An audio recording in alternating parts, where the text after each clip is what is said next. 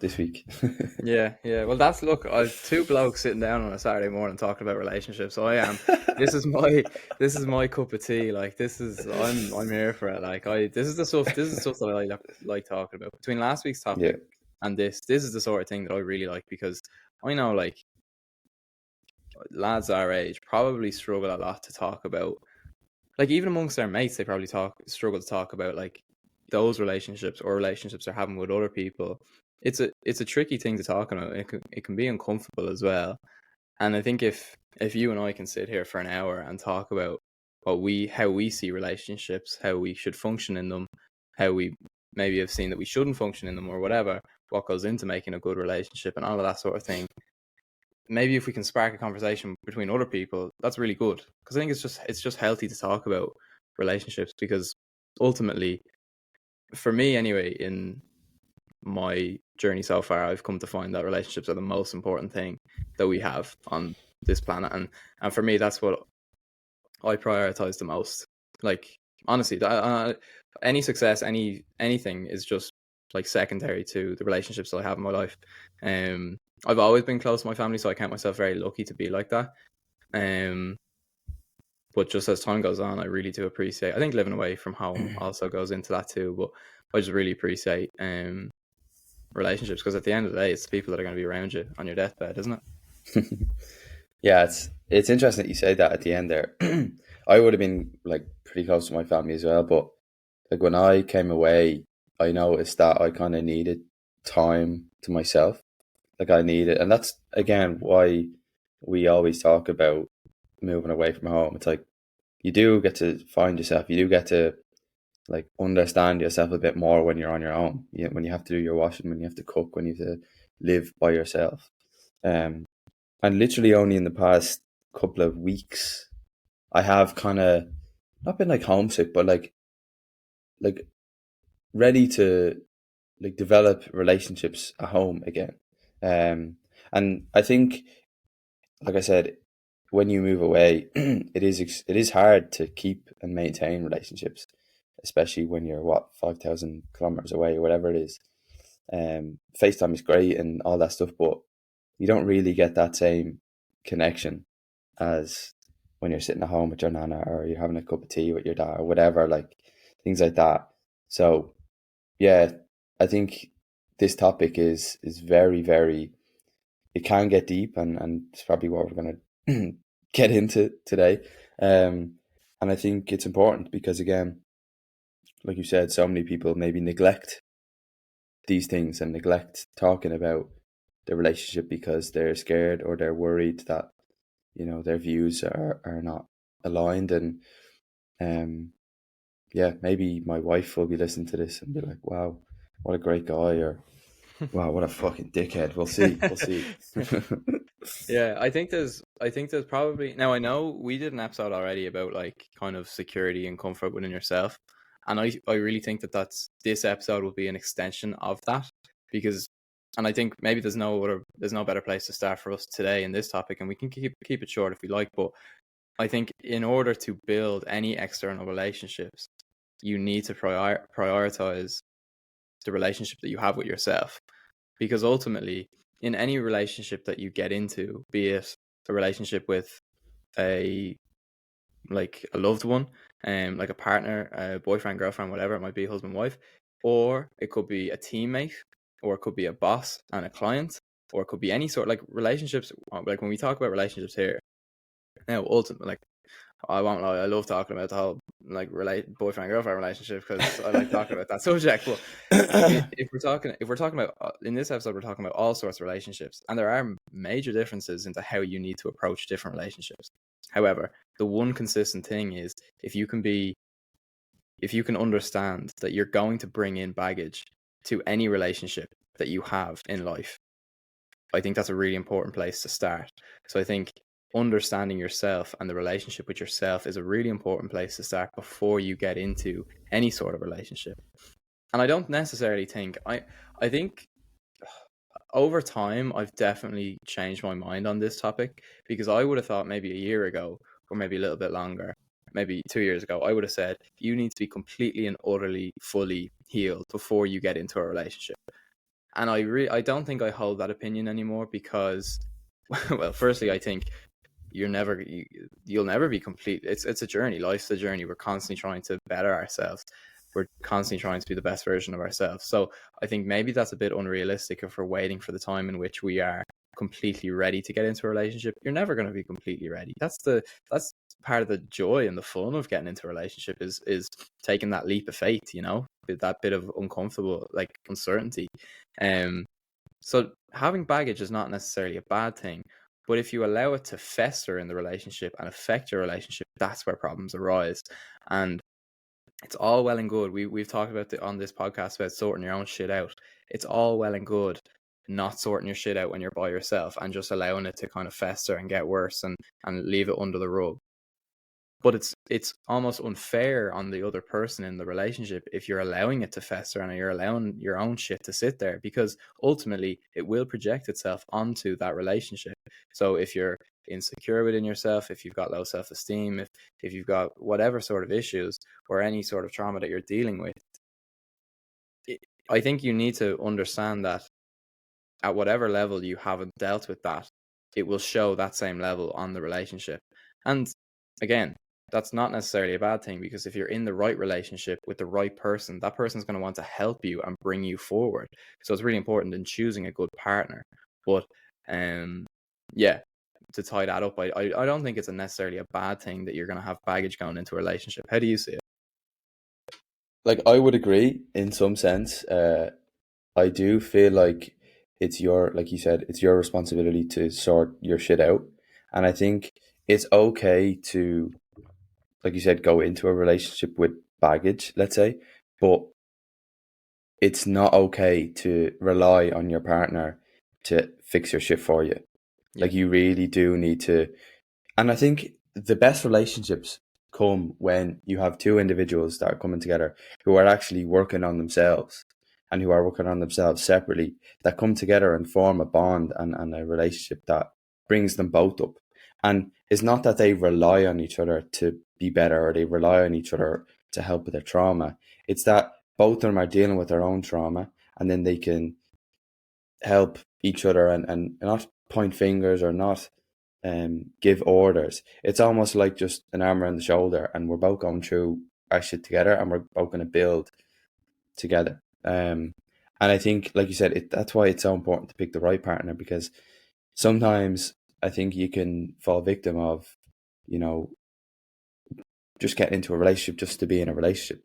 And this is a scary place to be, and especially like for me, in the next couple of years or whatever, whenever I get into a serious relationship, like whether like it's hard because you have to be picky. Like, it's in a way you have to be really picky, and if that's bad, if you think, oh, you do have to settle eventually, like, I actually don't agree with that. I think you really do need to take time to find the partner, because this is the person that you're gonna be with hopefully for the rest of your life. Like, that's what I believe. I like would believe in one partner, and if you are not fully convinced that this person is going to be your one partner, I don't necessarily see a point in that relationship.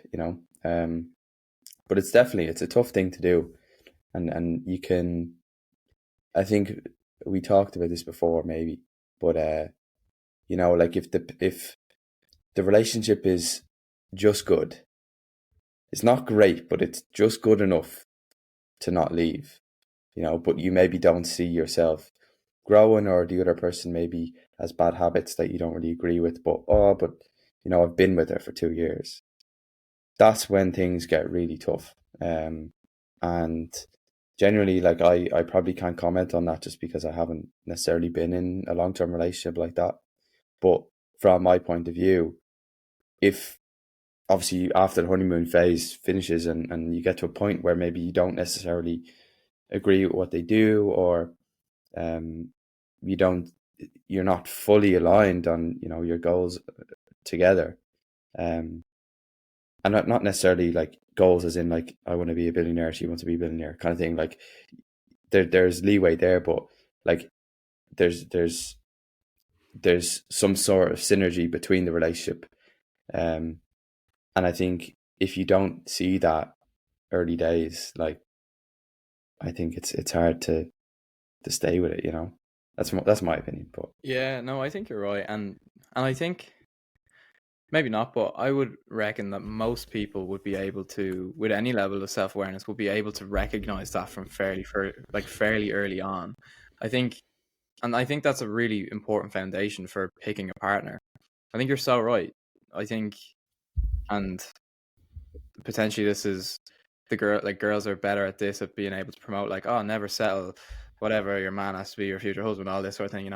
But I think honestly, I think that's so right. Like, why would you settle? Like, we're not, we're like, I'm not saying I'm not saying by any stretch of the imagination that we're old now, but like, we're no longer in secondary school, we're no longer like 14, 15, 16 years old.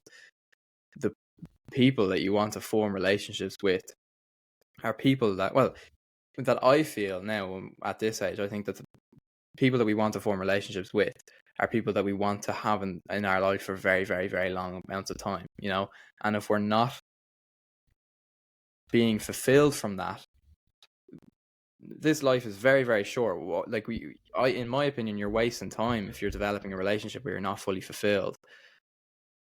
I think that's really important. You said that as well at the start of what you were saying.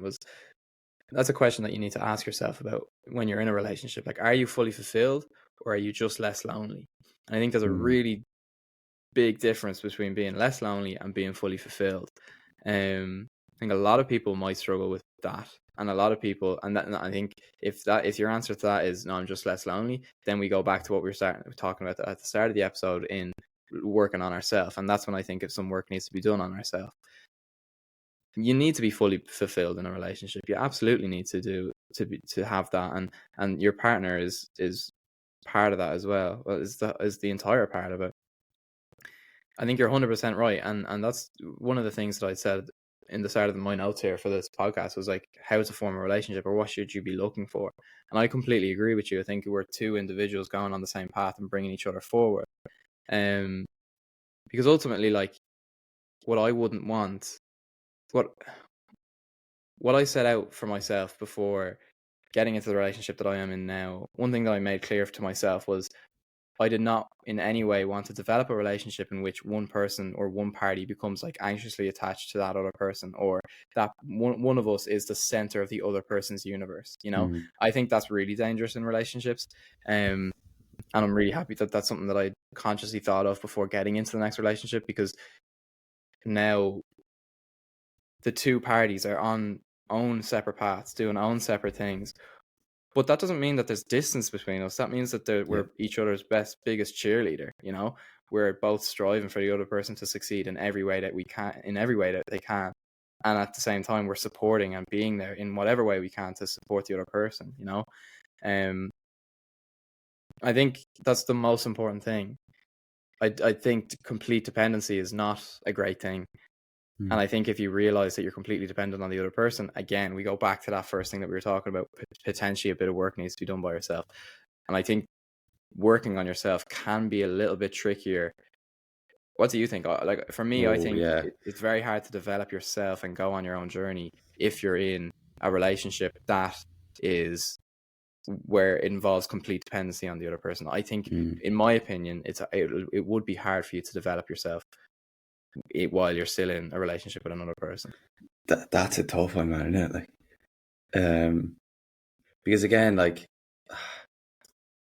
I have grown so much from being on my own, and being able to learn from myself, and maybe.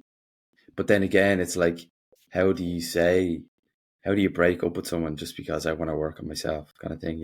It's like, it's not it's you, a real, yeah. Fuck, have you done this before? It's tough. It really is tough. And I think, like you mentioned at the start of that piece there, it was like, being less lonely. And I think there's a huge distinction to be made between being lonely and being alone. And I think being like there's a distinction, and I'm trying to think of the distinction now. I can't remember. Like, which is better, being lonely or being alone? Um, being alone, I think you can be happy and be alone. Mm-hmm. You know, like you can be content on your journey. You can be content with yourself. You can be working on yourself and be alone. You know, yeah, you may have a couple of friends here, but like in terms of like a intimate relationship, you can be alone.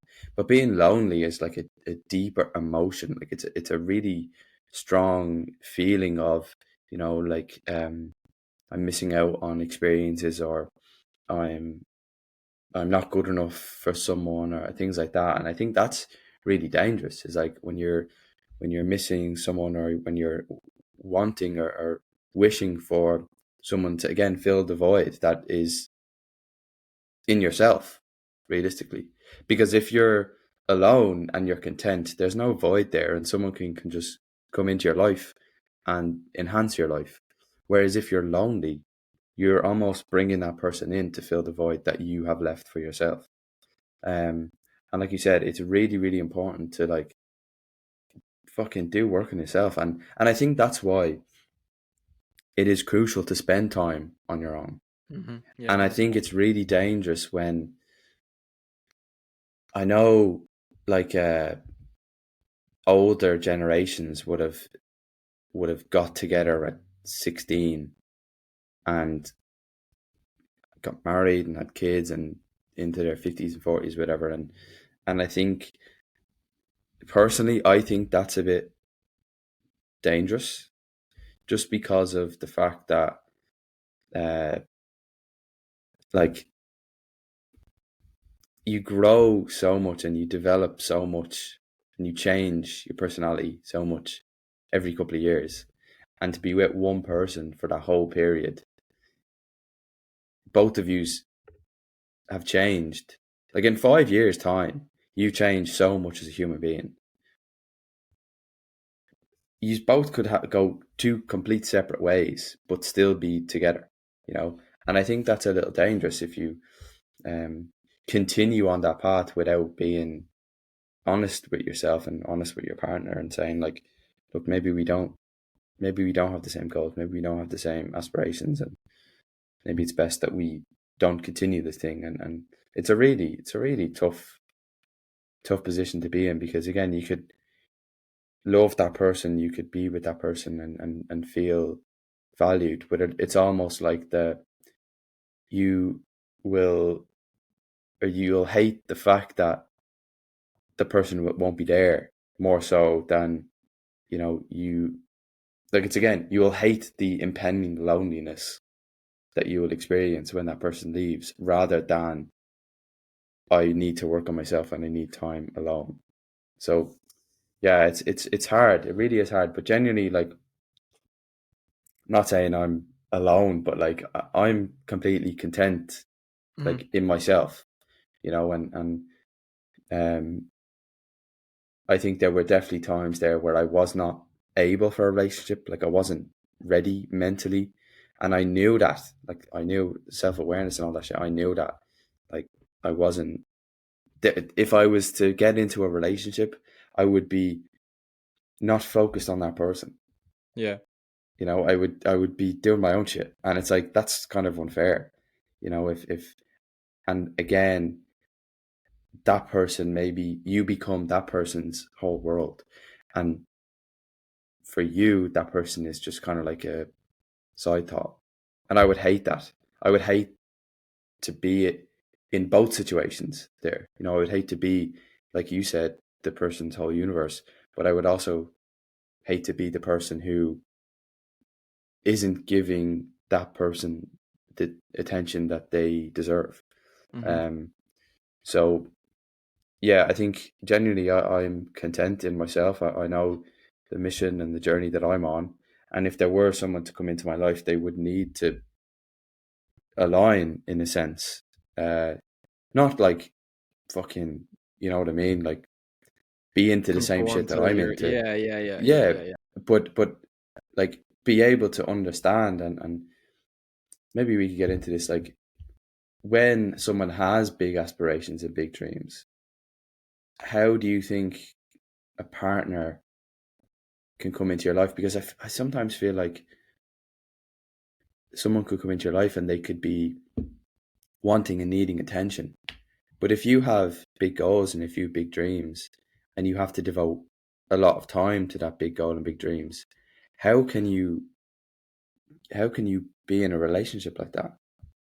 Do you know what I'm trying to say? Yeah, Like yeah, no, I if do. And you're I if you're on a journey, if you're on a mission and someone comes into your life and they're trying to pull you away from the mission and spend time with me or come do this that maybe doesn't align with whatever, is there a case for fucking cutting them off, or is there a case of, sitting them down and saying like, I'm on this journey, if you want to fucking come on it with me, let's go, but if not, then yeah, I think sod that's off. I think that's a really interesting point. That's something that I probably hadn't thought about before you just said it there. But I think for me, my mind instantly goes, it's all about the partner. It's all about what that partner is willing to like. Okay, well, firstly, when you're having those chats about shouldn't we get into this relationship, if the person with these big dreams and these big aspirations needs to effectively and honestly communicate that, ultimately what you're saying is you are second on my priority list and my dream is number one. Now there's nothing wrong with that. That's not a Yeah, bad I thing. agree. That's okay. If you have your goals and your desires and you want to go chase them, that's fine. If that's number one on your priority list, that's okay, but it is your responsibility to communicate it with that person. And probably the large majority of people will say, okay, no thanks, I don't want to go on that. I'm not willing to go on that journey because I would maybe like more of a traditional relationship in which it's closer to 50-50 give and take, you know. However, not every you'll find people that will be like, all right, let's go on this journey with you. I want to go on. I want to see you succeed. I want to help you in any way that I can. I want to yada yada yada, you know. Um I think it's absolutely okay that you have these big dreams and aspirations, but it is your duty to communicate it with that person before getting into the relationship and Yeah. forewarning the person that this is the journey that you're going to go on. And it's like, okay, no harm done. If you don't want to go on that with me, I don't expect you to, and that's no problem at all. But I'm just letting you know this is what it's going to be like. Mm. Because I think that's I one of the think most. just to jump in, I think Yeah, go. like I don't want it to come across that we're saying like your relationship is just like the second priority, like, just an afterthought kind of thing. But like there is a case for, if you do like, and that's the thing, if you do want to go on this journey, like, don't get into a relationship because you know that it's gonna like maybe drag you down.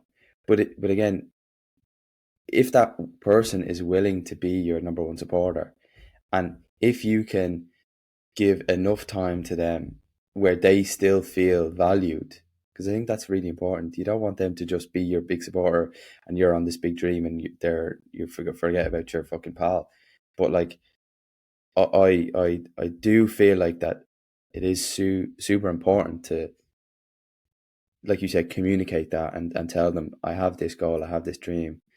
Do you want to come on this journey with me, and develop the give and pull, or what a give and take situation, and that, you're supporting me, but I'm going to support you whenever you need it too. So I just wanted to say that, just because I would Yeah. hate someone to think like, oh, just once you have these big dreams, like, forget about your girl or whatever. Like, so No, I think that's really important. If we are to, you were saying there a few minutes ago, like in a few years, eventually, if you like, say, if you get into a serious relationship, what is that going to look like? What are you going to be looking for in a partner? What are one of the values, the virtues, the things that you will be like, that's a non-negotiable for me in a relationship? I have a few that I can run you through. I want to hear yours first, and then I'll run you through kind of, you put me on the because this spot, is man. something that I know it sounds weird, right? And I know it's The crazy, and list, get the list out. it's not a shopping list. I promise it was not a shopping list. But when I was, you know, like from a very young age, maybe 16, 17, whatever, you're a kid, you're in kind of childish relationships or whatever, and then those end. And as you kind of start growing up, and as I went on my own kind of learning about myself and stuff, I was like, okay, this is what I'm learning about myself and whatever. I'm becoming more self-aware. This is the stuff that I really want in my next relationship. This is what I maybe didn't get in previous relationships, and this is what I want, and this is what I really want to look for in the next person when I'm looking for a relationship. And I had a bit of a list, and maybe I didn't write it down, but definitely took mental notes of being like, I would like this, this, and this, and I would like to do this, this, and this type thing. What are for you? What are some non-negotiables that you might be looking for in a relationship? Yeah, I mean, and I don't necessarily think it's physical. Like, I don't really have a. Oh yeah, sorry. Oh yeah, You know? absolute disclaimer. That's not what I was talking about. Okay, so what I was. That's not. I get yeah, what you're. fair. I get what you're trying to say Absolutely. now. You can tell me you're a type on paper, brother, for going on Love Island, that type of thing. Yeah. But like, what are the qualities of that person, Yeah. of that person's character that you are going to be looking for? Like, Yeah. build your perfect relationship for me. Fuck, man. I do feel like some sort of self-awareness is key. Mm-hmm. Like, I think you need to be able to speak. Like, you need to be able to communicate and sit down and have a conversation. And if, like, I would be very what's the word, like, not risk averse, but like, I hate confrontations. I hate confrontations. Mm-hmm. And if there is some sort of confrontation, I like to just fucking hash it out right there, speak and not shout and not have a fight. Like, I hate fights. Like, it's fucking silly. Just have a conversation about, I don't agree with that you done this, you don't agree with it. Let's come to a conclusion. So if you don't have some sort of like self-awareness and some sort of ability to communicate effectively, I think that's really hard. It's really hard for me to stay calm and stay, collected in a sense, because like I need time to think about things, and that's just how I deal with confrontation.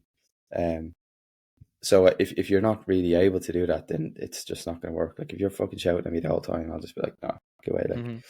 but I think that's probably the number one. Like, and I love talking about deep shit, like, and if you could sit down and have a conversation, like, I would rather like have a conversation with someone about their dreams or about, past failures, whatever, than watch a movie. 100%, yeah. And yes, there's times when you fucking have to watch a movie, whatever. But like, I do think that that's more me, and maybe that's a bit fucking feminine or whatever. But like, that's key for me. The second thing, and I actually just said it there, I think the woman has to be feminine. This may be a little controversial, like, but I think both parties have to be in touch with both aspects of themselves. So like the masculine and the feminine side of themselves. Like, I would kind of be somewhat traditional in the sense that, like, the man like opens the door and like I don't know, stands on the other side of the path where the cars are, like that, like little shit that I've just kind of like grown up and learned from my parents. Like, not super traditional in the sense, but like, I still believe the man has to be masculine and the woman kind of has to be feminine. But I also think that the woman has to be masculine enough. Like, it sounds pretty bad, but like masculine enough to be able to communicate and question the masculine side of the male. But then the male has to be feminine enough to be able to be in touch with the feminine side of the female. Do you get what I'm? Yeah, This is kind of complicated shit. Like, because like, if you're a man, like, I feel like sometimes the way you speak to a man is not necessarily the same way you speak to a woman, And I think sometimes to communicate effectively, you need to be able to communicate with the woman as a woman, and in a feminine way. And it's not like, it's kind of a bit complicated the way, I don't really know I'm explaining this right, but would that be like, do you think that's a masculine feminine thing, or do you think that's just understanding different people for who they are and how to communicate effectively to them.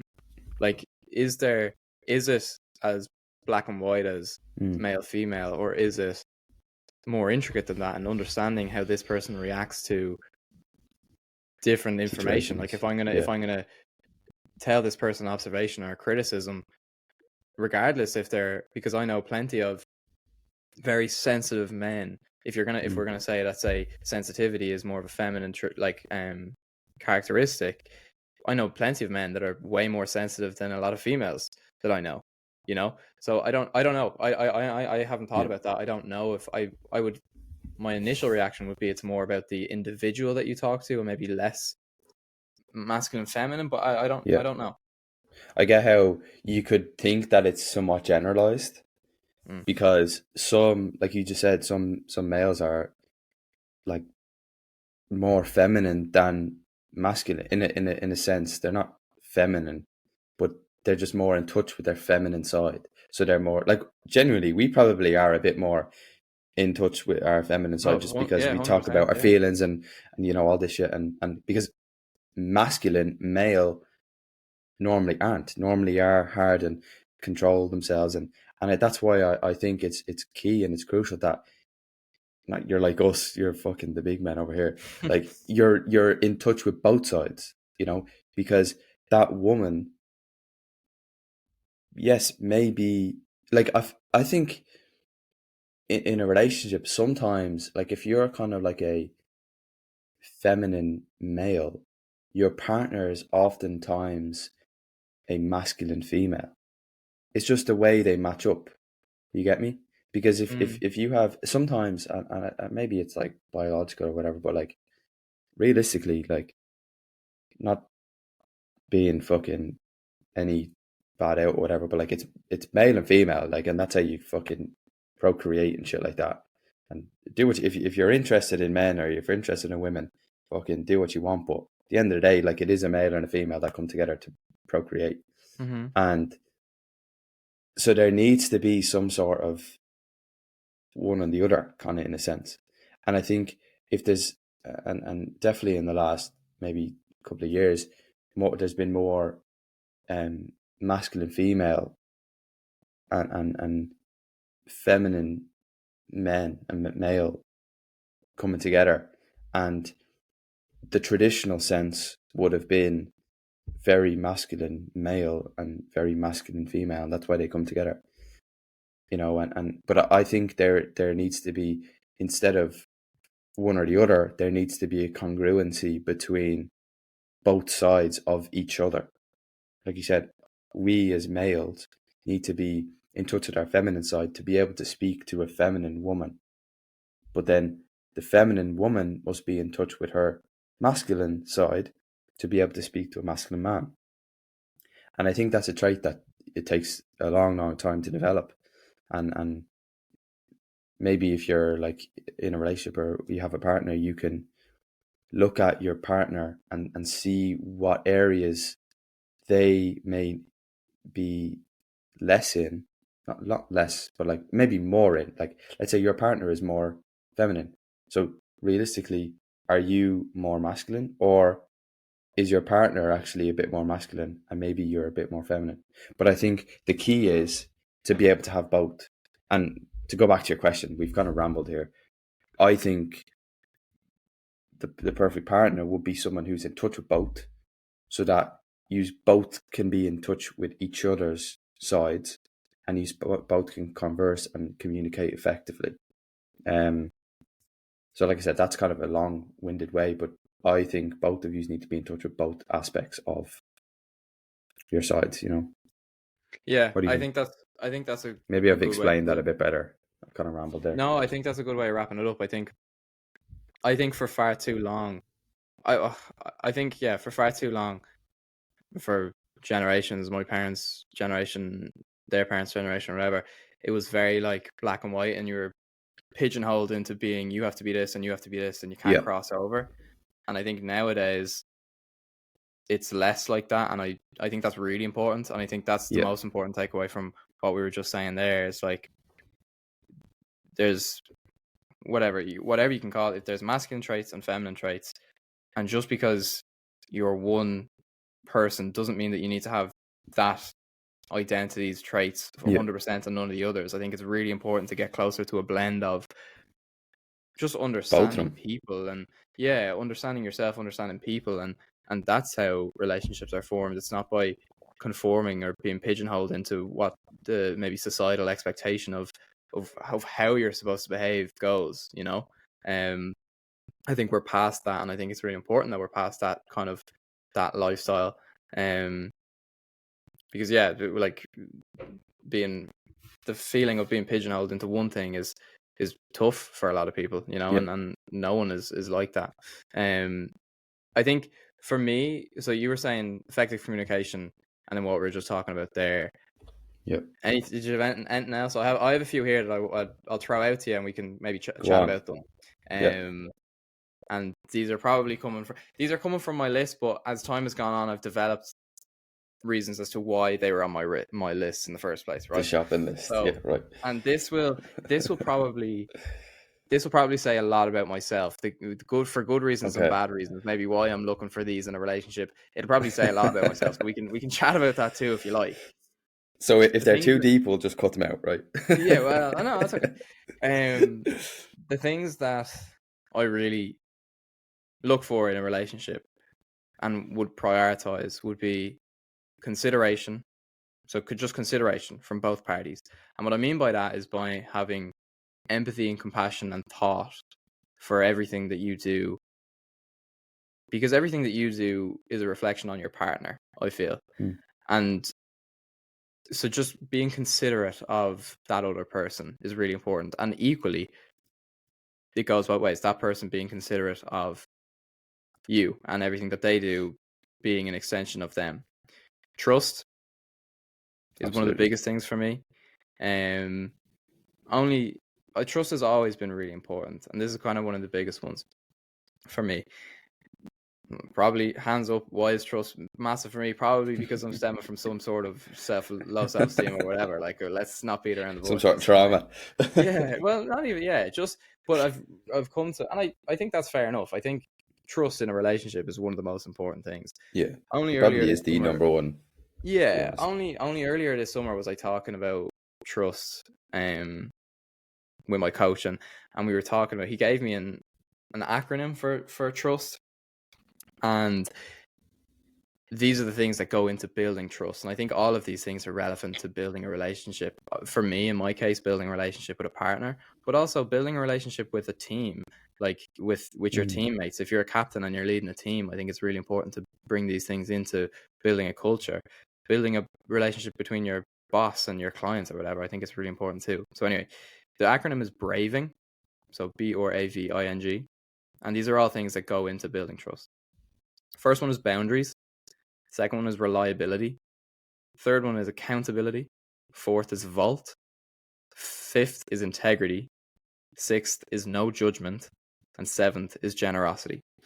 So there are a few of them that are kind of like very easy to pick up and understand what they mean. Boundaries in a relationship, what's okay and what's not okay. And all of these things in building trust, I should say from the start, all of these things rely on effectively communicating with your partner how you're going to go about implementing these things in your daily life. Boundaries, what's okay and what's not okay. What's okay for you to talk about with me? What's off limits? What's not off limits? What are the things that, setting boundaries with people are really important, because I think building boundaries at the start of a relationship is one of the most important things you can do, because if you don't build boundaries at the start of a relationship, then people just begin to walk all over you. And you need to have the ability to be like, I think it's really important when someone does step over the line to be like, hey, and of course it has to come from a place of compassion. You have to say, hey, when we were talking about this at the start of the relationship, we said that we weren't going to do this, and this didn't really align with how we wanted to progress and grow as two people. And I'm just wondering how you see it, because I feel as if you've kind of crossed a boundary there, etc. And I'm wondering how we can kind of get to a place where we've come to a solution. So that's boundaries. Reliability. Do what you say you're going to do. There's no other way to explain that. Just be reliable. If you say you're going to do something for your partner, do it. If you say you're going to do something for your team, do it. And I think that's really important. Accountability is a little bit nuanced and a little bit different. For me, it's the consistency between the words and the actions. So I think that's one of the, when I first talked about trust, I would have just said, trust me by, and I've said this on the podcast before, trust me by my actions, not my words. And I remember distinctly when I first said that on the podcast, I got that mixed up. I said it the other way around, but trust me by my actions, not my words. I think too many people are good at just talking, chirpy, chirp, and you'll chirp all day long and nothing will ever come of it. But I think accountability is the consistency between words and actions. And if you can be really consistent between and really shorten the length of time between saying the thing and doing the thing, I think that makes you more of a trustworthy person. Vault means the stuff that goes on between your relationship, the stuff that goes on within your relationship is between you and that other person, between you and your teammate, between you and your team. If there's some sort of scandal on your team that goes on and you just need to sit down and talk about it, you keep it in the room. No successful team is chatting to other people about the stuff that's going on within the team. You never hear until like 5 years after about a team that, say, won the Premier League or won the Champions League, and you never hear about a scandal that went on in the time of them playing with each other. It's always after, because they trust each other and they know that whatever happens within that team stays within the team for that time being, And I think that's really important with your partner. An example of that would be, say you're with a partner and you two aren't agreeing on something, or you've had a bicker or something, and then you're in a group of people and one person says it out to the group of people. That's you keep it within yourself, keep the stuff within you two. Private. And be considerate of the other person and knowing that you're not going to air your shit out. I think that's really important. Integrity is probably one of the most, I mean, they're all fucking important, but integrity is really important, and how I would regard that is courage over comfort. Integrity is doing the right thing because it's the right thing to do. And I think this is where a lot of people struggle, and this is one of the things that I probably still struggle with now, and have previously struggled with massively, is doing the easy thing because it's a comfortable thing and I don't want to upset anybody. For a lifetime, I've feared upsetting people and making people feel shit and doing the wrong thing and saying the wrong thing. And that led me to be really quiet in secondary school and not speak my voice up or whatever, for fear of like a bit of short-term and emotional stress, Integrity is saying what needs to be said because it's the right thing to be said. And that doing so is going to help the relationship grow, and not doing it would hinder the relationship in growing. I think with integrity, there's ways of going about implementing that in your life. I don't know if I'm rambling here, but I'm cooking. Keep it going, man. You've no time limit. With integrity, I was thinking about like how do you implement integrity? And for me, the way I would like to go about it, and this is when I'm like with the team that I'm on, or relationships that I'm in, or family members or whatever, you can kind of have like a bit of a 3-strike rule, and you can call it whatever you like. But the first time someone does something to you or upsets you or bugs you a little bit, just note it. Don't do anything, but just note it and be like, okay, I'm noting that person could have had a shit day and that's why it was going on, or that person was oblivious to what they were doing, etc. Just note it. Second time, note it and be like, all right, that's twice now. Kind of a little bit, there's a bit of a pattern forming here, not really sure. All right, let's move on. The third time it happens, that's when you can go to that person and be like, hey, again, if I'm being honest, I feel as if you stepped over the line here a little bit, or I felt a little bit upset when you said this thing, or when you have said this thing, and it hasn't been the first time I was kind of considerate, and I was kind of thinking, okay, well, maybe it was just a once-off type thing, but now I'm kind of feeling that it's forming into a bit of a pattern, and I'm wondering how you feel about it, and I'm wondering if we can come to a solution and try to meet both of our needs, because I feel at the minute my needs aren't being met here, and I'm feeling a certain way about this thing. And I think most of the time people will be open to hearing what you have to say, and that's hard. Saying the right thing is fucking hard, especially for people that don't want to cause confrontation or cause any that don't want to cause any fights or anything, because you worry about upsetting the other person. Of course you do. But I think you have to say if you want the relationship to grow, you have to say the right thing, even though it might not be the easy thing. The last two, no judgment and generosity, pretty easy. No judgment is don't judge your partner forever for anything that they do. If they're doing something that's that's harming themselves, there's ways about communicating that thing. There's ways about asking that person why they're doing a particular thing and how that fulfills them, and if it's fulfilling them in the right way, and if there's an alternate route or a healthier route. Don't judge a person for the baggage that they have. Don't judge a person.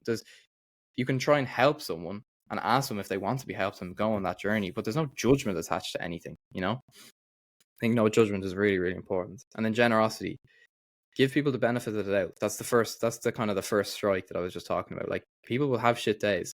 People are not nice sometimes. People have their own baggage. People are dealing with their own shit. And when you're in a relationship, you got to just give people the benefit of the doubt sometimes. Now, of course, that can go too far and people can walk all over you, but you need to have the self-awareness to be able to recognize that. But for the most part, be generous to your partner. You love them. You want to build this relationship with them. So yeah, that's my spiel on trust. But yeah, a bit long-winded. Man, that's sick. That's not like, and I think that was one of the most impactful periods of this podcast. Like, if someone has listened to that, they're like, fuck, like, that is so in depth, like, so detailed.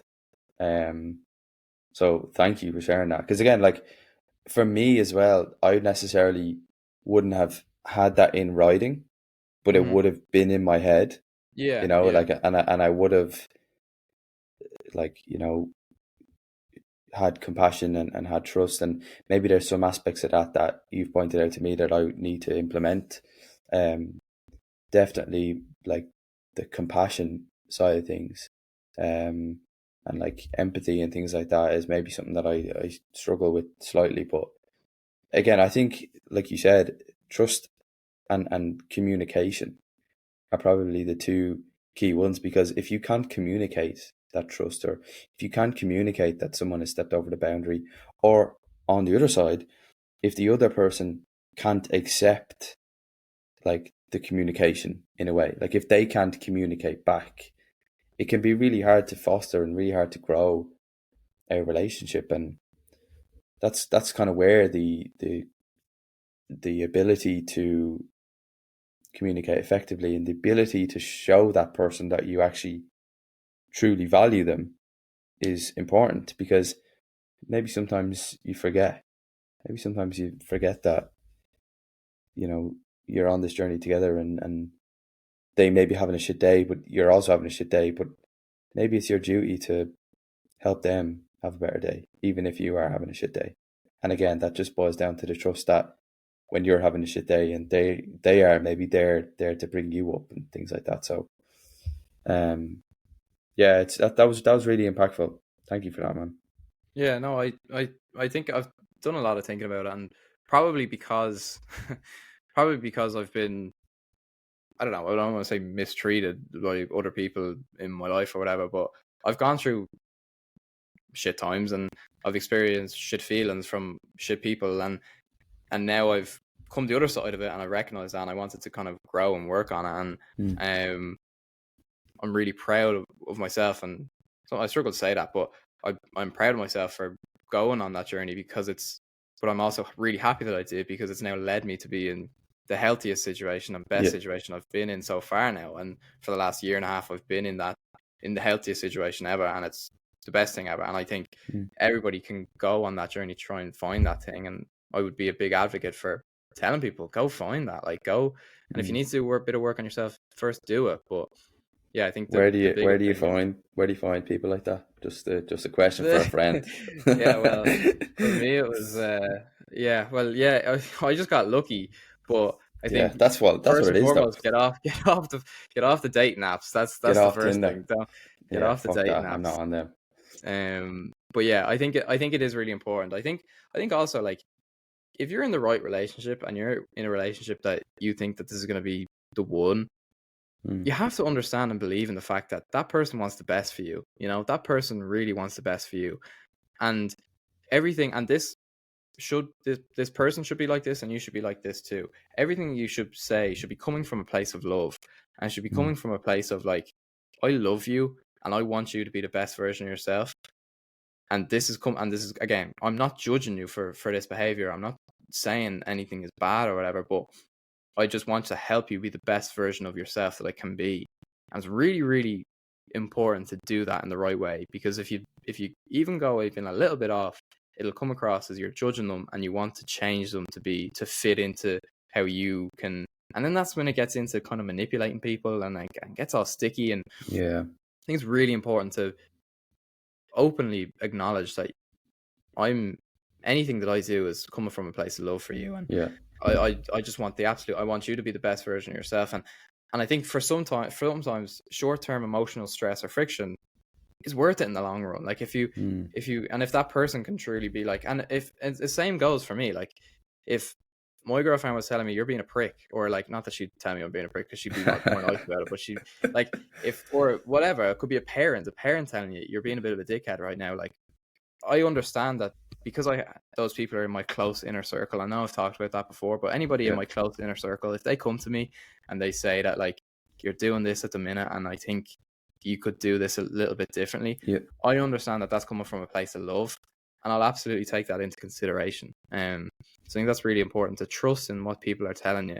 The people that are close to you, trust in what they're telling you, because 99% of the time, those people are telling you that because they want you to be the best version of yourself, and they want you to be a good person, and they believe that you are, so they're just trying to hold you to that account. So yeah, I think that's important. What do you think? So I think we're going to have a specific podcast on this coming soon, hopefully a guest. But this is all well and good. We're talking about trust, and we're talking about our journeys and ourselves and what we would value in a woman and a partner. Do you think because the majority of men don't have conversations like this, they don't know how to trust, they don't know how to love, they don't know how to have compassion and empathy and communicate, do you think that has caused the girls to then not be open to it? Do you get what I'm trying to say? Like, do you think girls are kind of like not open to a relationship like what we're talking about? Like it's almost like just they've never had someone who's able to communicate. They've never had someone, so maybe they push them away in a sense. Like, obviously you're kind of coming from a biased point of view of you found a person that you truly value, but it's like, as someone looking on the outside, it can be like some people maybe it's like a double-edged sword. I don't know where I'm trying to go with this. It's almost like the dating market is not necessarily conducive to people who really want to foster and value a long-term relationship. Yeah, or maybe I'm just being generalistic, Yeah, well, firstly, I think like hookup culture is a new thing in the last 20, 30 years. Like, it was never, I don't think it was ever a thing in our parents' generation or the generation before that. And I think this whole thing about like instant gratification and getting enjoyment out of the short term, but then not really wanting to commit to anything in the long term, I think that's a new trend. I think the bar is probably lower than ever for guys' expectations, or like what guys are expected to be like in relationships. I think anything that I've said today, in my mind, and maybe this is a bit naive, but I think that's just a baseline being a good, decent lad. I agree. Like, I don't think that is, I don't think anything that I've said is, wow, you are such an amazing person for thinking that way. No, I just think that's a baseline, being a good, decent human. And I think the bar is so low for like lads nowadays that, yeah, I'd say it is the date market is a terrible place to be going looking, and that's why I think like the apps and all that are like, it's hard to find someone nowadays that actually wants all that stuff, I imagine. Where do you go looking for that? I have no idea. Like, it fell into my lap, and I'm extremely lucky that it did fall into my lap. However, with saying that, I think the problem lies in you going looking in the first place. I don't think you. I think the act of search for a relationship is what leads people to settle and what leads people to fall into things that maybe isn't amazing. If you're actively searching for a girlfriend or a boyfriend, I think that's where the problem lies, because people will be willing to kind of sacrifice a few things in order to have that relationship if you're so desperate to get into a relationship in the first place. I wasn't looking for a relationship when I got into one. And I think that's the best way to go about it. Have no expectation. Come across people, find people, meet people, chat to people, and build relationships from that standpoint. I think when you're looking for things, I think that's when the problem arises. I think when you're not looking for things, but open to things, because you could be not looking for things and not wanting anything, but you can be not looking for things and be open to something that falls into your lap and then just go from there and run with it. Have no expectations, see where it goes, see where it takes you. Because I think that's when you find genuine people. I think when you go on the dating apps and when you go and try and search for something, that's when people's intentions get a little bit skewed, I think. Yeah, completely agree. And again, it all stems from just you being content in yourself. And Yeah, I think 100%. if you're completely content in yourself, you're right. Almost like someone, because again, and maybe it is good to have a list, because if you have a list and if you have like not a fucking 1, 2, 3, but like a just generic, like what we just talked about, you will, and again, probably a key point to note is you must embody those traits too. Like you can't just look for someone Yeah, who has all these 100%. traits Yeah. and just you be a bum, So you have to have those traits too, and maybe you need to develop yourself and develop those traits within yourself before getting into a relationship and before looking for someone who has them too. But yeah, I do agree, and I do think that the right person will come eventually, because you will just, because you become a person of value, not value, but like of trust, and you have all these values, you will start to get into circles and be put into places where those other people are, you know. And I think, yeah, it's not the, like you're right. The act of search, I think is wrong, maybe because again you're scared, or all your friends have got a missus, and you're like, fuck, I'm left out here. I'm gonna be all alone for whenever they're out or whatever, blah blah blah. But again, if you're completely content in yourself, if you're completely, at one with yourself, and if you're working on yourself, I think that's key. I don't think there's ever a point where you're so great that, oh fuck, everyone just come to me now because I have trust and I can embody trust. I think it's a constant graft, and it's a constant, you need to keep growing. Yeah, I think I 100% agree. What I would first say is, like, I'm a firm believer, and this might sound a bit meta, so you can call me off if you think so, but I'm a firm believer in, like, you attract the energy that you put out into the universe. I think I may have said that before, but like, Yep. I really am a firm believer in that, and I only am a firm believer in that because, like, I feel like I've experienced it myself. Is that, It like, worked.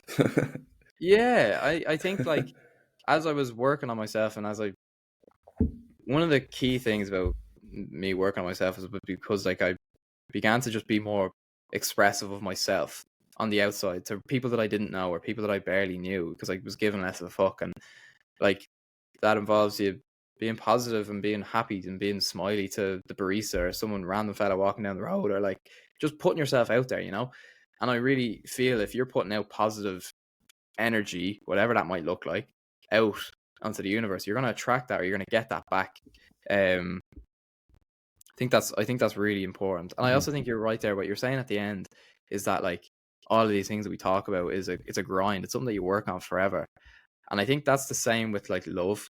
And I know we're about to get a bit mushy, but, like, love for me, it's a decision. It's not a feeling. I think the feeling is a byproduct of the decision and the commitment that you've made to grow together, you know?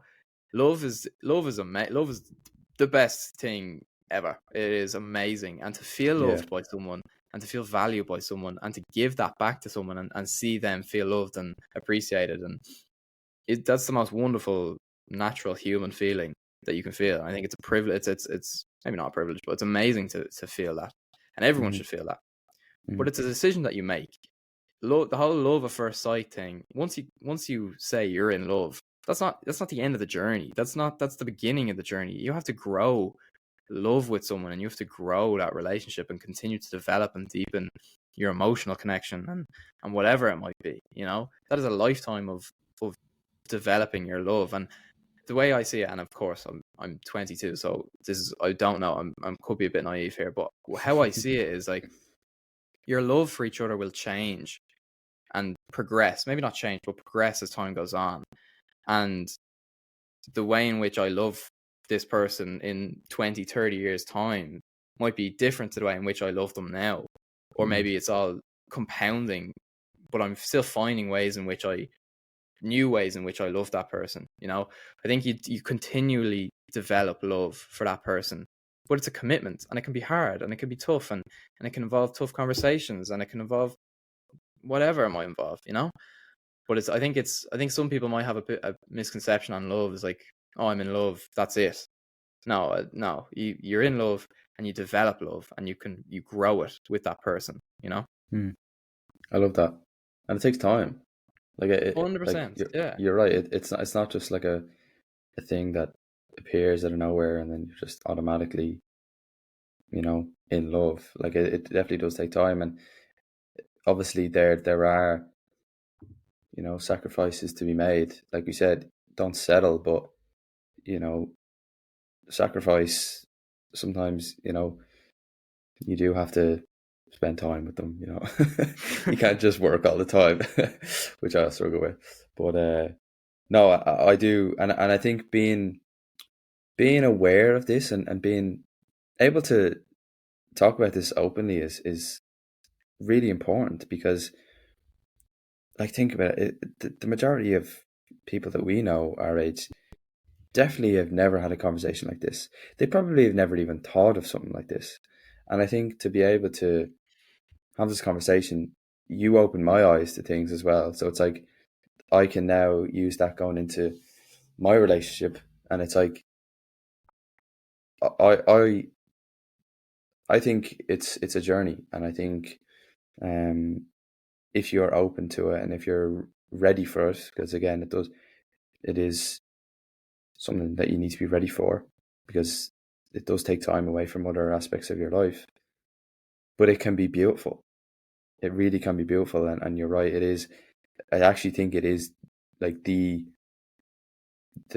feeling that gives you like the highest frequency. Like you talk about mushy, like love is actually the highest mushy feeling Yeah. frequency that you can have. So like if you're loved, it may even push you to do things that you never even thought were possible, just because of the frequency that you're giving off, and that is being in what do you say, like ingested by you. So yeah, it really is valuable, and fostering relationships is one of the most important things to do as a human, because at the end of the day, we're not, what's the word, like we're not like individual creatures. Yeah, Like we're we need to social be in beings. Yeah. packs. Yeah, we need to be in packs, and it can be hard as well when you're in the pack that you don't feel like you want to be in. Maybe that's a fucking topic for another podcast, but you know, work on yourself, put yourself in situations where you're going to experience people who are also working on themselves, and you're probably going to find the one. So, Yeah. Love it. Love it. That's it. And I think that's it. I think, to wrap it up, compassion, empathy, consideration, social awareness. Uh, communication and trust. yeah, yeah, there you go. I think also, like, I think a lot of lads our age are very guilty of. I'm sure no one has listened to this podcast has gotten to the end of it, but the I think a lot of lads our age, or maybe a bit younger, we're just lads are immature. Like a lot of lads are immature. Like, and I think I think a lot of people need to have a look in themselves in the mirror and just be like, "Fuck, girl, I gotta grow up." Like I'm in this relationship and I know I'm being a bit manipulative, or I know I'm being a bit toxic, or I know I'm doing bad things. Like, grow up. Like, just look at yourself in the mirror and have an honest conversation with yourself, because I think that's the start. But I think a lot of lads, and maybe girls too, but I think a lot of lads are just fucking immature. Like, and I think the start of getting into a really good relationship is having an honest conversation with yourself. So yeah, I agree, completely agree. And again, we're talking like we're fucking philosophers over here and dating coaches, but like genuinely, this is just like from the heart and from our experience with relationships, and again, maybe our opinions will change in the next coming years, and our opinions will grow on certain topics. You know, maybe you think that a certain aspect of the analogy there that you gave, maybe the generosity piece needs more work, maybe the I don't know, the vault needs more work, and having that in the back of your mind and being able to reference that is really key. So I might even get that in writing off you, just so I could fucking actually like visualize it, or you might even post it as well, just because again it's key, and a lot of lads need to hear this. So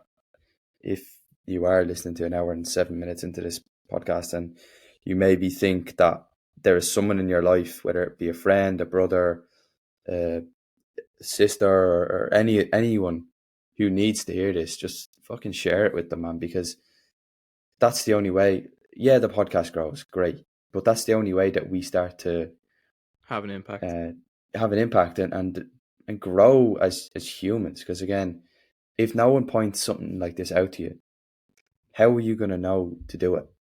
You know, so share it and run it up.